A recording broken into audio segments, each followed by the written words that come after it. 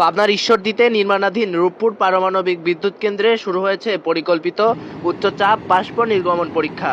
গত 25 জুলাই থেকে শুরু হওয়া এই পরীক্ষা চলবে প্রায় 5 থেকে 6 দিন ব্যাপী। ইতিমধ্যেই প্রকল্প এলাকা ও আশেপাশের অঞ্চলে মাঝে মাঝে বিকট শব্দ শোনা যাচ্ছে, যা অনেকটা জেট ইঞ্জিনের গর্জনের মতো।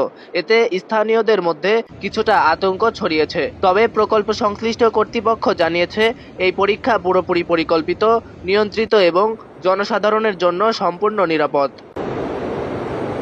রাশিয়ার নির্মাতা প্রতিষ্ঠান অ্যাটমস্ট্রয় এক্সপোর্ট সূত্রে জানা যায়, এটি মূলত বিদ্যুৎ কেন্দ্রের মেইন সিস্টেম পাইপলাইন অর্থাৎ প্রধান বাষ্প পরিবাহী লাইন পরীক্ষার অংশ।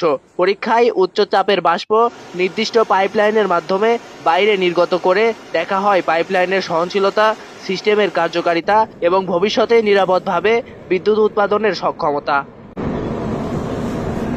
বিশেষজ্ঞরা বলছেন, এই ধরনের পরীক্ষা হচ্ছে পারমাণবিক বিদ্যুৎ কেন্দ্র চালুর আগে একটি নিয়মিত কারিগরি প্রক্রিয়া, যা আন্তর্জাতিক মান অনুযায়ী পরিচালিত হয়। এমন শব্দ বা ধোঁয়া সম্পূর্ণ স্বাভাবিক এবং এতে কোনো ধরনের বিকিরণ বা স্বাস্থ্য ঝুঁকি নেই। প্রকল্প সংশ্লিষ্ট কর্তৃপক্ষের পক্ষ থেকে জানানো হয়েছে, শব্দ কিছুটা অস্বাভাবিক মনে হলেও এতে আতঙ্কিত হওয়ার কোনো কারণ নেই। স্থানীয়দের গুজব ও বিভ্রান্তি এড়িয়ে চলতে এবং প্রকল্প কর্তৃপক্ষের দিক নির্দেশনা অনুসরণ করার অনুরোধ জানানো হয়েছে। প্রসঙ্গত, রূপপুর পারমাণবিক বিদ্যুৎ কেন্দ্র দেশের প্রথম পারমাণবিক বিদ্যুৎ প্রকল্প, যার নির্মাণ কাজ শেষ পর্যায়ে রয়েছে।